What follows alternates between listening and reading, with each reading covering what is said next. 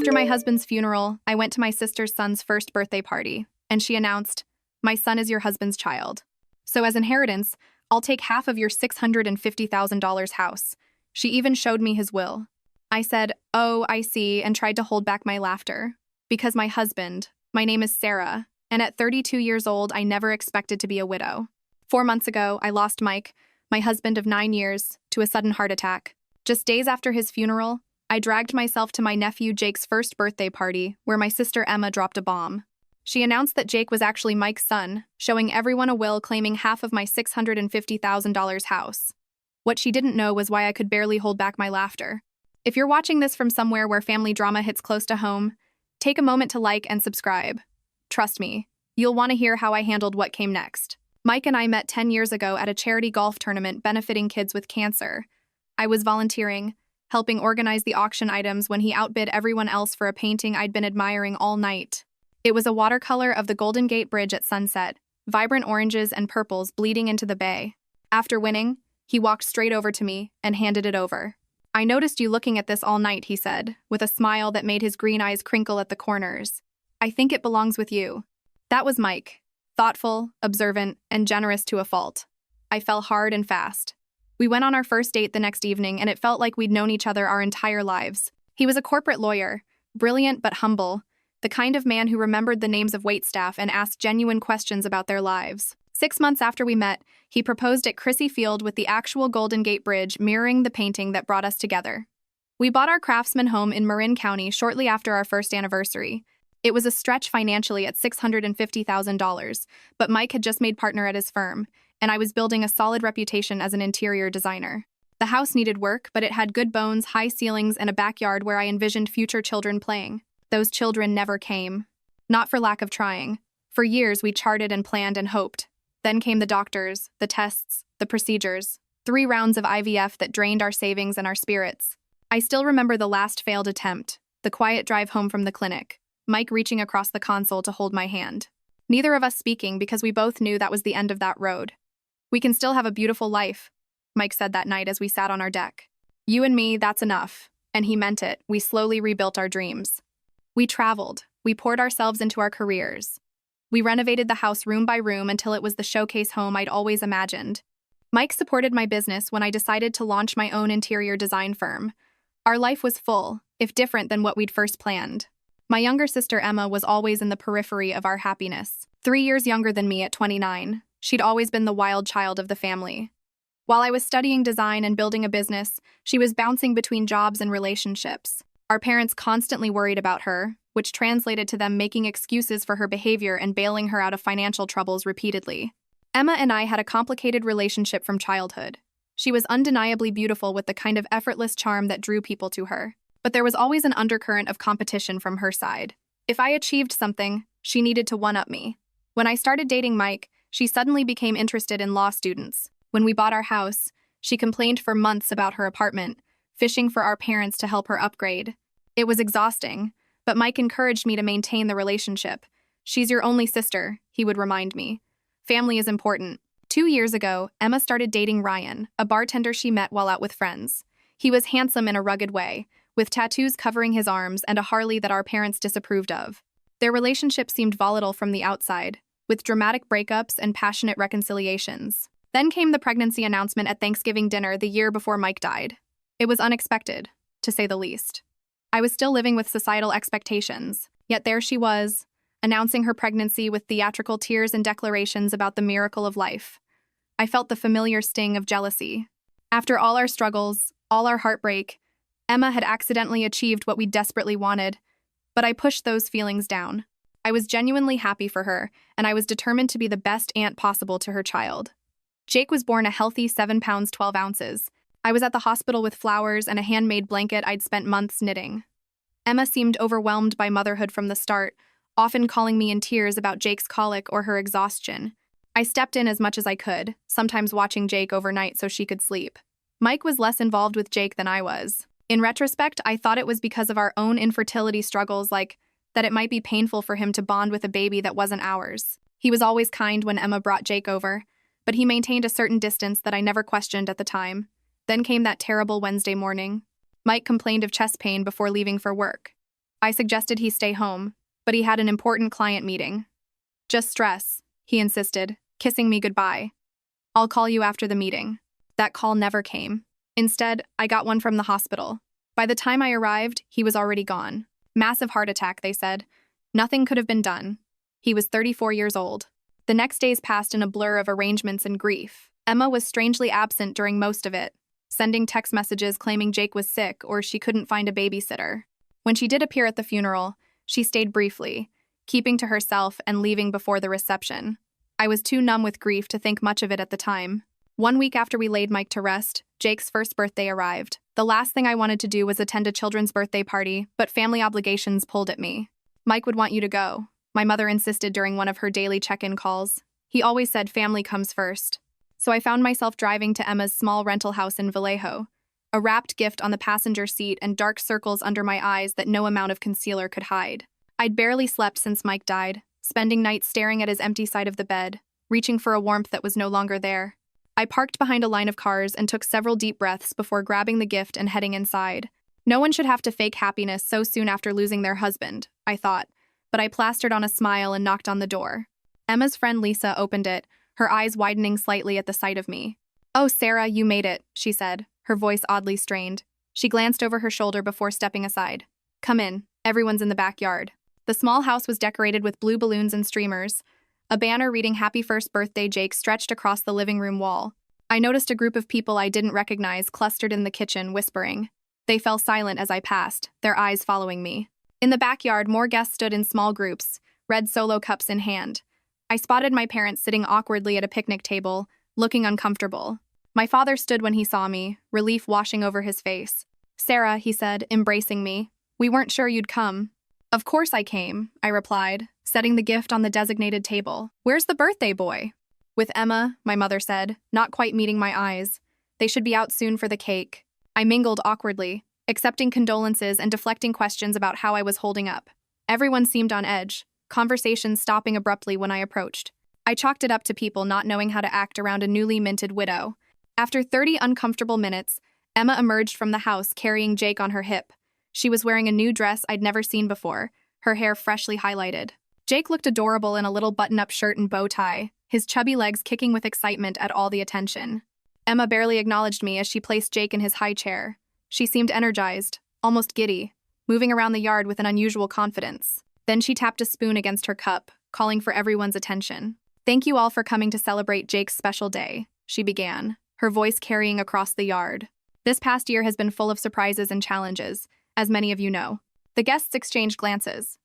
My mother suddenly became very interested in her shoes. "I've been keeping a secret," Emma continued, placing a hand on Jake's head. "One that I can no longer hide, especially after recent events." A chill ran down my spine. Something was very wrong. "Jake is not Ryan's son," she announced, her eyes finding mine across the yard. "He's Mike's." The world seemed to stop. I heard gasps around me, felt my father stiffen beside me, but it was all background noise to the rushing in my ears. "Sarah's husband and I had a brief affair 2 years ago," Emma continued, her voice steady and rehearsed. "It was a mistake, a moment of weakness for both of us. We never meant to hurt anyone, but these things happen." I stood frozen, unable to process what I was hearing. My sister was claiming she'd slept with my husband, that her son, the nephew I'd lovingly cared for, was actually Mike's child. It was so absurd that I almost laughed out loud. Emma wasn't finished. She reached into her purse and pulled out a folded document. Mike knew the truth about Jake. Before he died, he updated his will. She held up the paper. He wanted his son to be provided for. This will states that half of the house Mike and Sarah owned should go to Jake as his biological child. Every eye in the yard turned to me. I could see the pity, the morbid curiosity, the discomfort. My parents looked stricken, and my father was half standing as if unsure whether to intervene. And then, to everyone's surprise, including my own, I felt a smile tugging at my lips. Not a happy smile, but the kind that comes when something is so outrageously false that it becomes almost comical. I pressed my lips together, trying to contain the inappropriate laughter bubbling up inside me. "Oh, I see," I said finally, my voice calm and even. I took a sip of water to buy time, to push down the urge to laugh in my sister's face. "May I see this will, Emma?" Her confident expression faltered slightly. She clearly hadn't expected this reaction. Slowly, she walked over and handed me the document, a typed page with what appeared to be Mike's signature at the bottom. I scanned it quickly, noting inconsistencies immediately. The formal language was all wrong, nothing like the legal documents I'd seen Mike bring home. And the signature, while similar to Mike's, was clearly forged. The connecting stroke between the M and the flourish was wrong, the final loop too pronounced. I carefully folded the paper and handed it back to her. "Thank you for sharing this with me. I think I need to go now." "That's it?" Emma asked, confusion evident in her voice. "You're not going to say anything else?" "Not right now," I replied calmly, gathering my purse. "This is Jake's day. We can discuss this privately later." I said goodbye to my shell-shocked parents, promising to call them soon. As I walked to my car, I could hear the murmurs behind me, the party atmosphere completely shattered. Once inside my car, safely out of view, I finally let out the laugh that had been threatening to escape. It started small, then grew until tears were streaming down my face. Not tears of joy, but a strange mix of grief, anger, and incredulous disbelief at my sister's audacity. Because there was something Emma didn't know, something Mike and I had never shared with anyone. Something that made her elaborate lie, not just hurtful, but impossible. The truth about Mike and Emma began 3 years ago, long before Jake was even conceived. We'd invited my sister over for dinner to celebrate her new job at a tech startup, her longest employment to date. Mike had prepared his famous chili, and we'd opened a good bottle of California wine. It was a pleasant evening until I excused myself to take a work call from a client having a design emergency. The call took longer than expected, nearly 25 minutes of talking a wealthy client through a kitchen renovation crisis. When I returned to the dining room, the atmosphere had changed. Mike looked uncomfortable, and Emma was sitting much closer to him than when I'd left, her hand on his arm, laughing at something I hadn't heard. I thought nothing of it at the time. Emma had always been affectionate, and the wine had been flowing freely. But later that night, as we were getting ready for bed, Mike seemed troubled. "There's something I need to tell you," he said, sitting on the edge of our bed. "And I don't want it to cause problems between you and your sister, but I also don't want to keep secrets from you."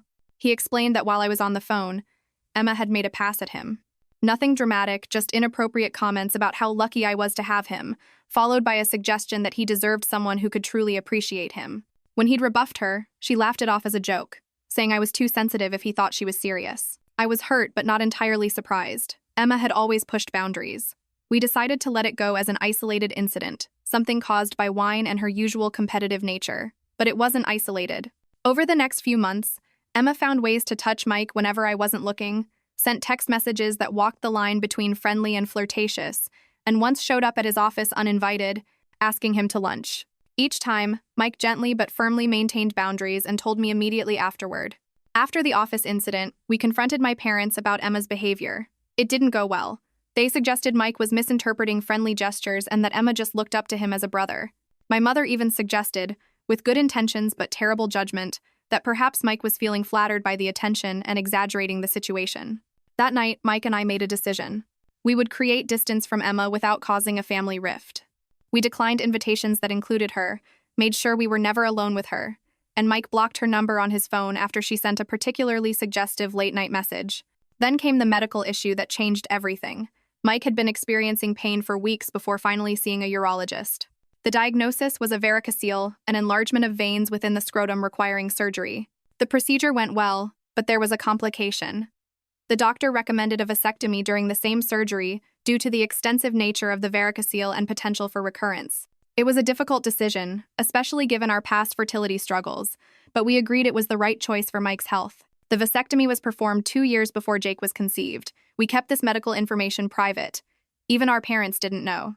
After years of invasive questions about our childless status, we'd learned to protect our privacy around reproductive issues. The only people who knew were Mike, myself, and Mike's doctors. After the surgery, as Mike was recovering, he made a prediction that seemed paranoid at the time.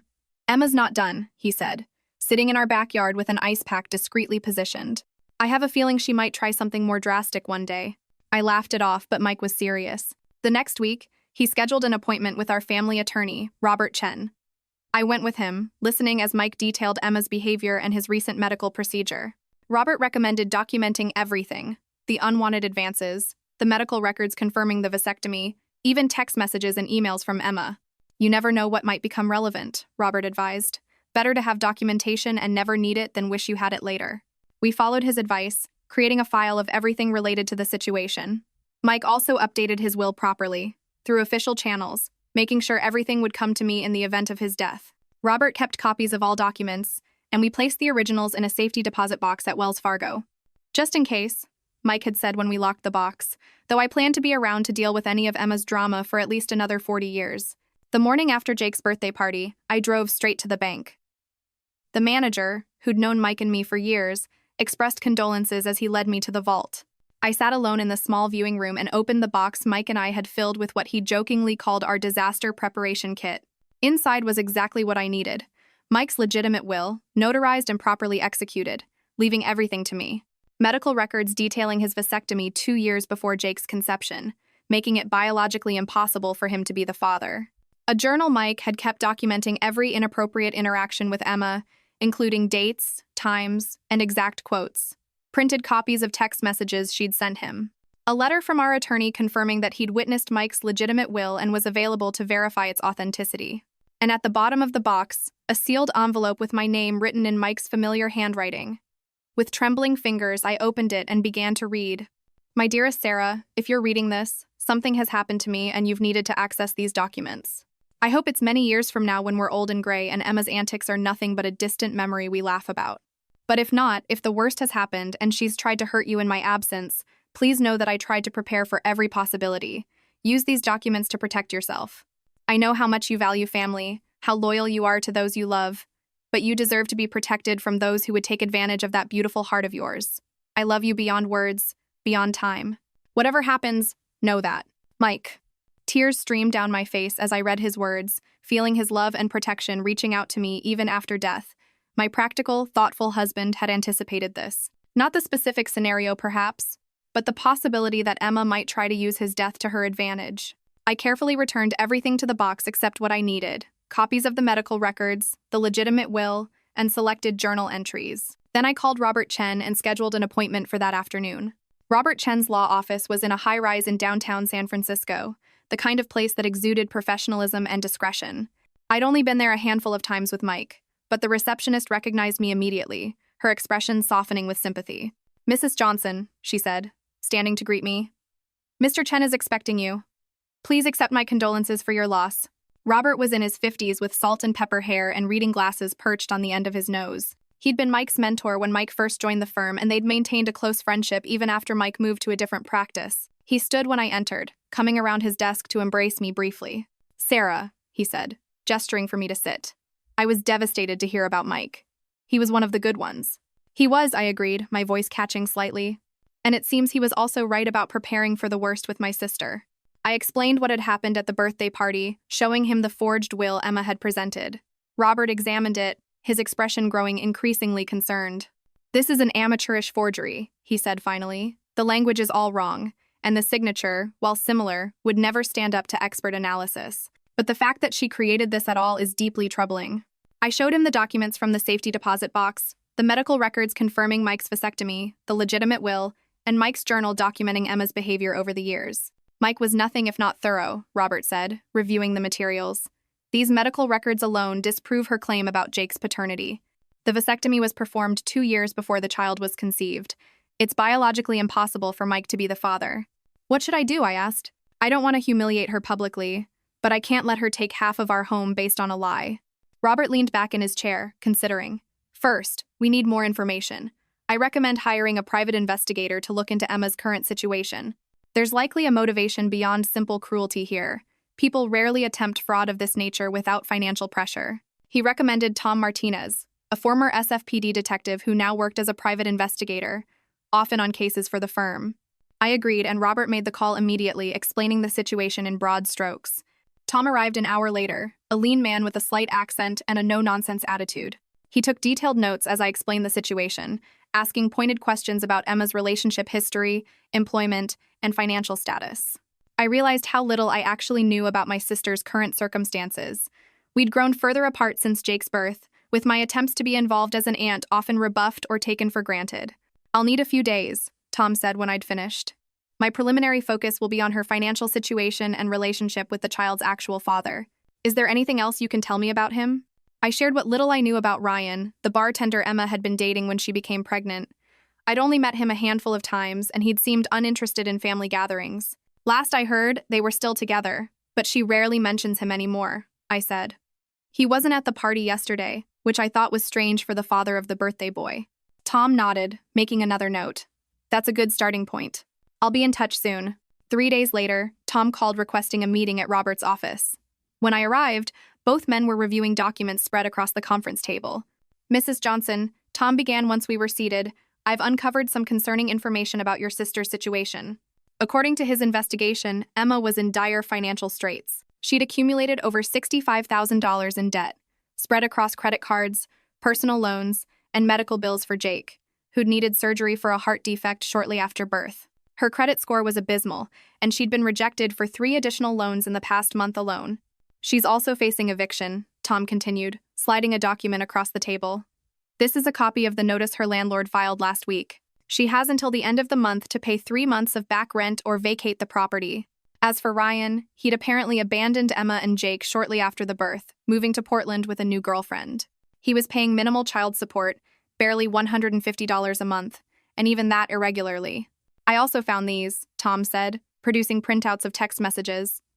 She's been telling friends about her plans to claim part of your house for weeks. These are messages between her and a friend named Lisa. I recognized the name as the woman who'd opened the door at the party. The messages were damning.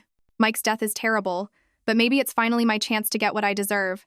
That house is worth at least $650K now. If I play this right, I'll have a nice nest egg for Jake and me. The will is almost ready. My friend Dave is good with Photoshop and found a sample of Mike's signature online from some charity auction. It looks totally legit. Sarah's always been the golden child. Time for me to get my share. She got 9 years with a great guy. The least she can do is share the wealth now that he's gone. I felt physically ill reading the calculated coldness of my sister's words. This wasn't just opportunism. It was premeditated fraud designed to capitalize on my grief. There's more, Tom said gently. I ran a background check on Ryan Martinez, the actual father. He has a history of domestic violence charges from a previous relationship and currently has a warrant out for unpaid child support for another child in Oregon. He's not someone you'd want around your nephew. I sat in stunned silence, trying to process everything. My sister wasn't just desperate, she was willing to destroy Mike's reputation and our marriage to solve her financial problems. And her choice in partners had put Jake in a potentially dangerous situation. What do I do with all this? I asked, looking between Robert and Tom. I can't just expose all of this publicly. Jake is innocent in all of this. He's still my nephew. Robert removed his glasses, rubbing the bridge of his nose. You have several options, Sarah.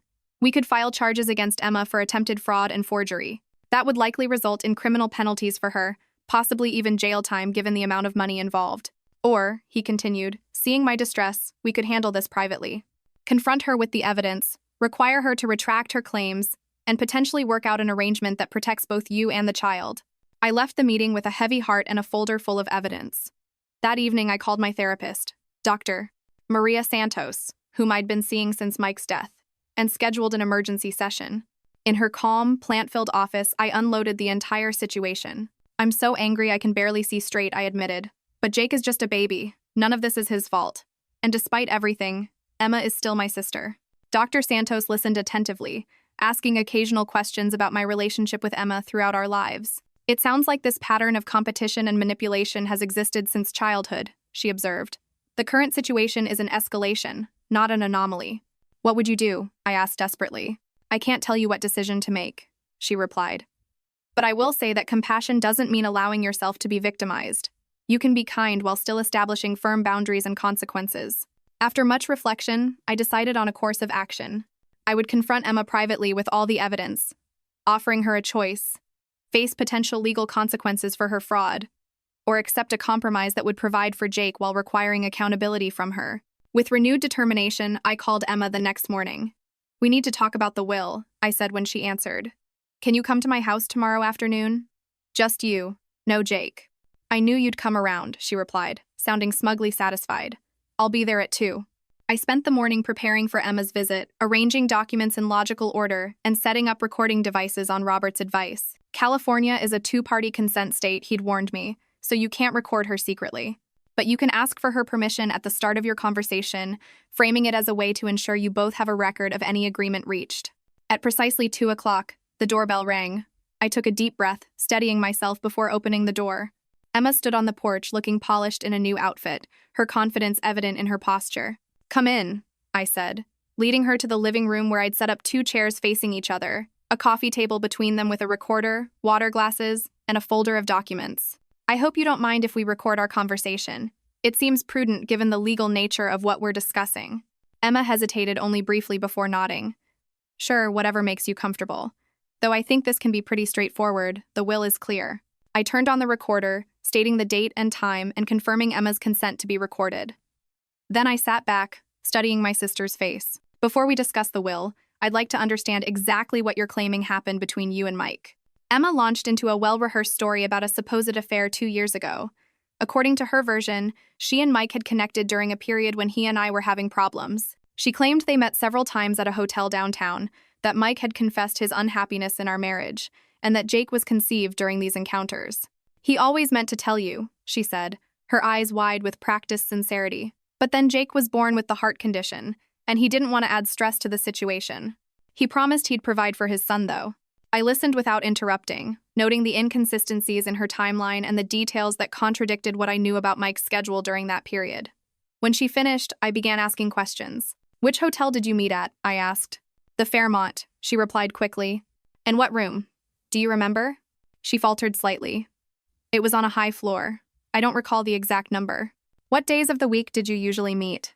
Tuesdays? Sometimes Thursdays? When he told you he was working late? I continued with increasingly specific questions. What did Mike typically order from room service? What side of the bed did he prefer? Did he shower before or after?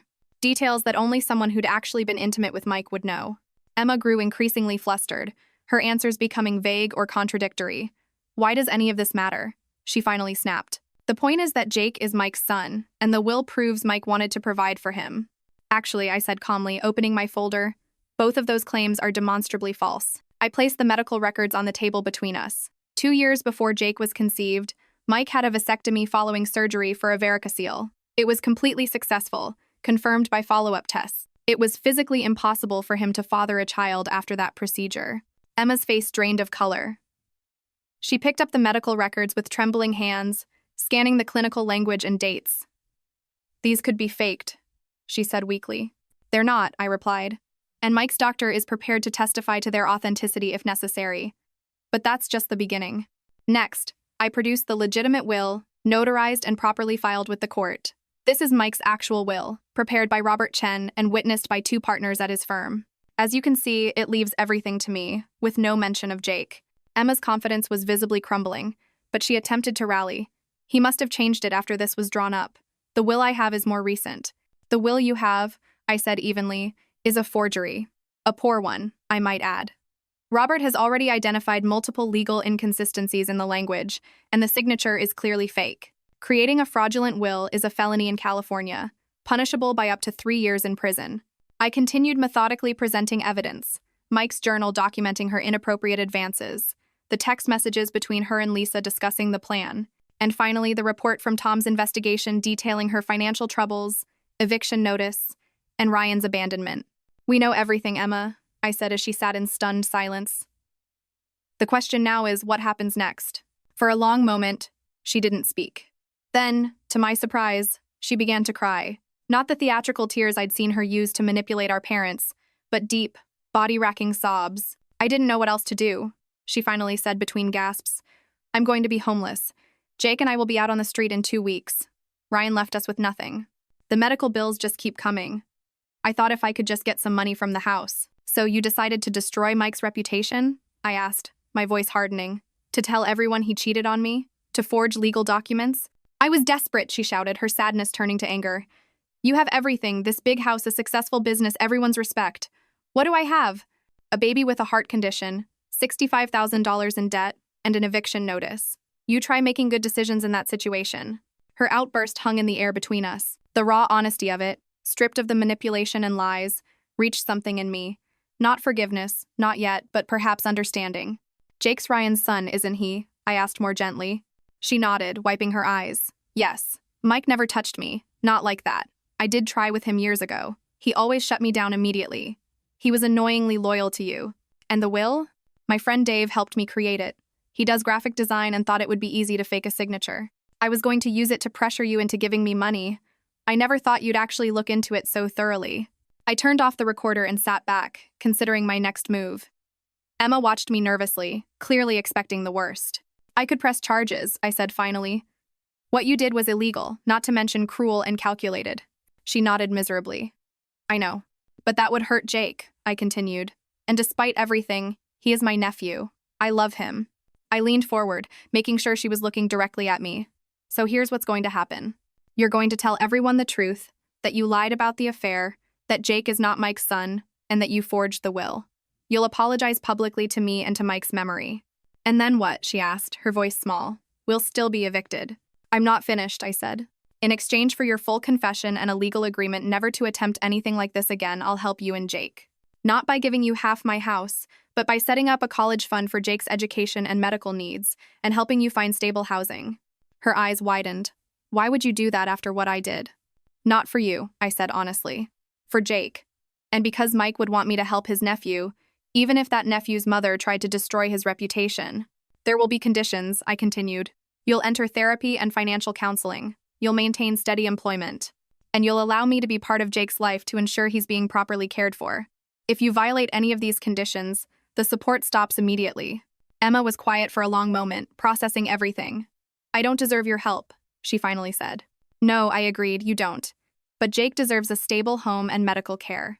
And I deserve to have my husband's memory untarnished. This solution gives us both what we need. After further discussion of the details, Emma agreed to my terms. We would meet with Robert the next day to formalize the agreement, and she would make her public confession at a family dinner the following weekend. As I showed her out, she paused at the door.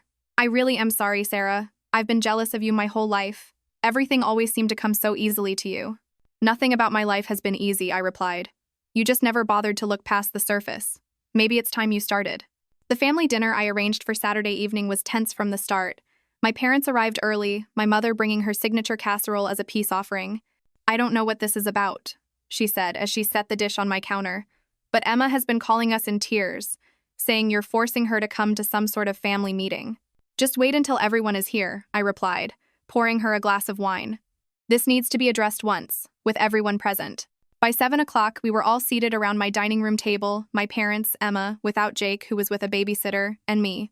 Robert had advised me to record this conversation as well, and a small recorder sat in the center of the table.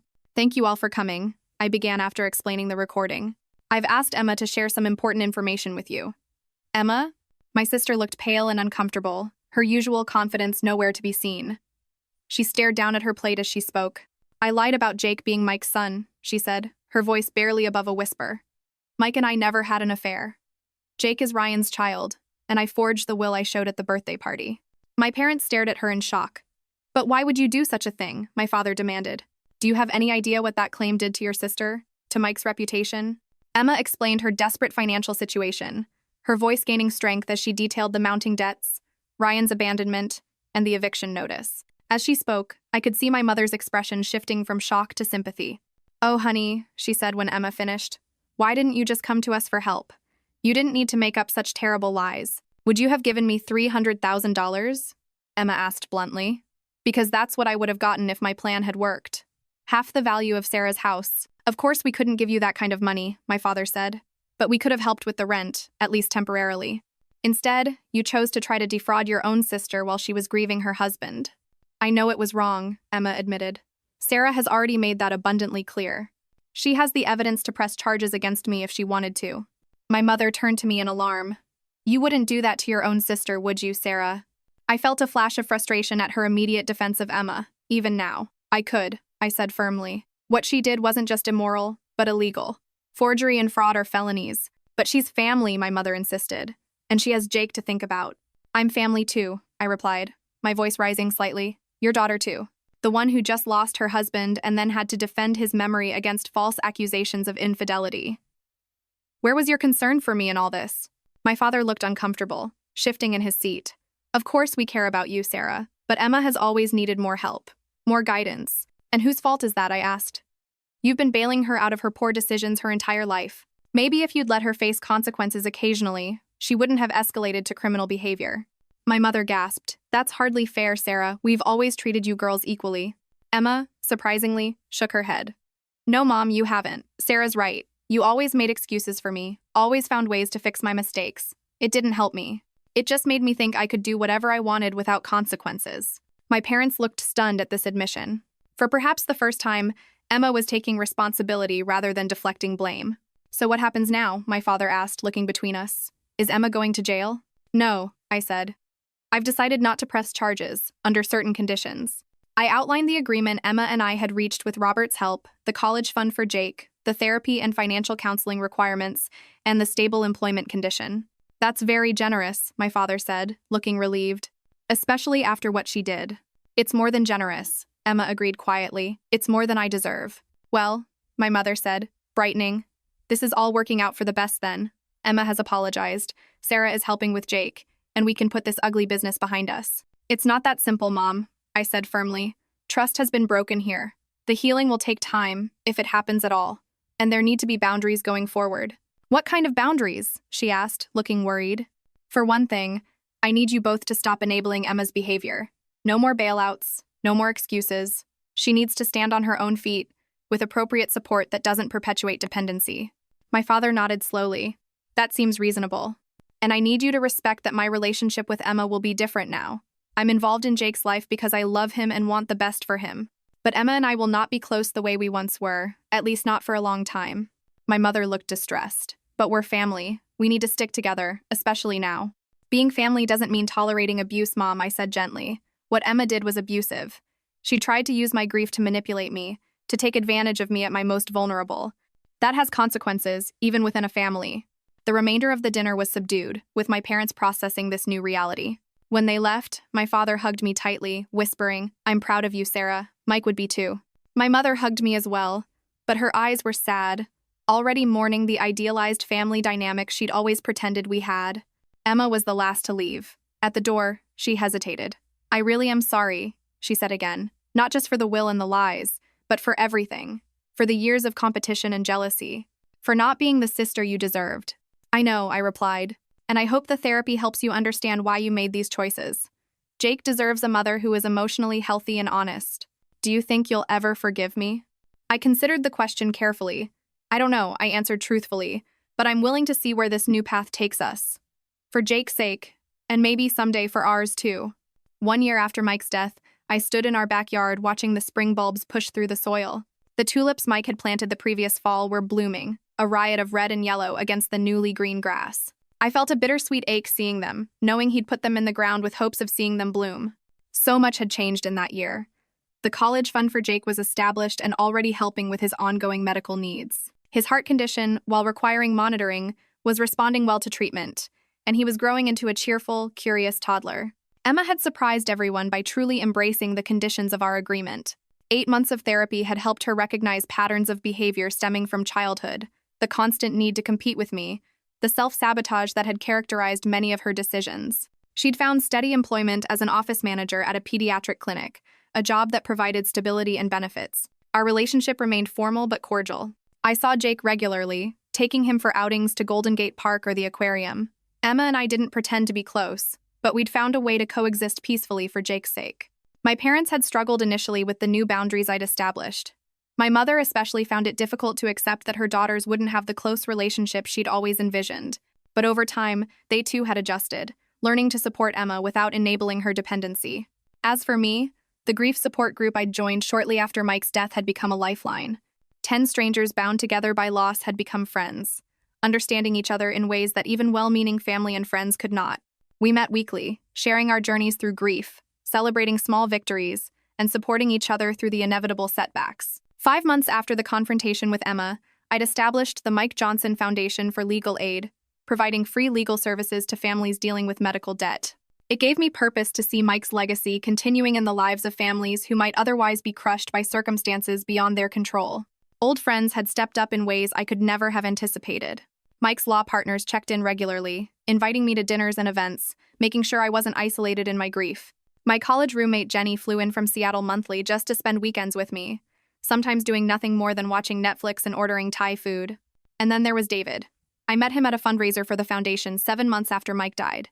He was a professor of social work at UC Berkeley, thoughtful and kind, with a quiet sense of humor that reminded me of Mike in some ways. We started as friends, sharing coffee after foundation meetings, then gradually transitioned to occasional dinners. It was different than what I'd had with Mike, as it should be. David understood that Mike would always be part of my life, that loving again didn't mean replacing what came before. We were taking things slowly, both of us cautious but hopeful. Standing in the garden that spring morning, I reflected on everything Mike had taught me, not just during our years together, but even after he was gone. His foresight in preparing those documents had protected me when I was at my most vulnerable. His journal entries had validated my experiences with Emma when my own parents tried to dismiss them. His love continued to shield me even in his absence. I'd learned difficult lessons through this ordeal, that family relationships need clear boundaries to remain healthy, that documentation isn't just a legal precaution but sometimes an emotional necessity, that forgiveness doesn't have to mean forgetting or allowing harmful patterns to continue, that sometimes the people we expect to protect us are the ones we need protection from. But I'd also learned about my own strength. I'd faced Emma's betrayal, navigated the legal complexities, and made difficult decisions about how to move forward, all while processing the devastating loss of my husband. I'd found a way to honor Mike's memory while beginning to build a new life for myself. The tulips swayed in the spring breeze, resilient after the long winter. I thought about how grief is like that too, not a straight line but a series of seasons, each bringing its own challenges and unexpected beauties. I wasn't the same person I'd been before Mike died, before Emma's betrayal. I was stronger in some ways, more cautious in others, but ultimately more authentic in how I approached relationships and boundaries. Sometimes the most painful betrayals force us to find strength we never knew we had, I said softly to the garden Mike had loved. You couldn't have known what would happen after you were gone, but somehow you prepared me to face it. And in that way, your love protects me still. As I turned to go back inside, I felt a sense of peace that had been absent for so long. Not because the grief was gone, it never would be completely, but because I'd found a way to carry it alongside hope for the future. Mike had given me that gift, teaching me that love endures even when the person is gone, that preparation and honesty are acts of profound caring. If there's one thing I'd share with anyone facing betrayal within their family, it's this. Protect yourself with both documentation and boundaries. The people who truly love you will respect those boundaries, and the ones who don't were never safe for you to begin with. Have you ever had to establish difficult boundaries with family members? Thanks for watching, and remember, sometimes the greatest act of love is knowing when to say no. Take care, and good luck.